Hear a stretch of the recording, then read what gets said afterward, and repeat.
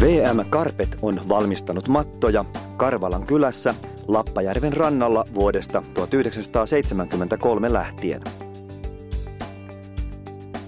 Aila ja Arto Viita-ahon perustamaa mattokutamoa luotsaavat tätä nykyä heidän lapsensa Maria ja Harri. Edellisen sukupolven perintö elää vahvana tuotteiden jatkuvassa kehityksessä ja tinkimättömässä laadussa.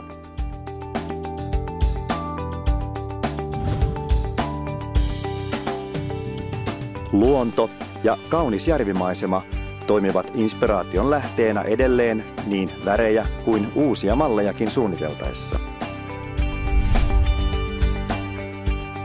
Matto on olennainen osa viihtyisää sisustamista ja asumista.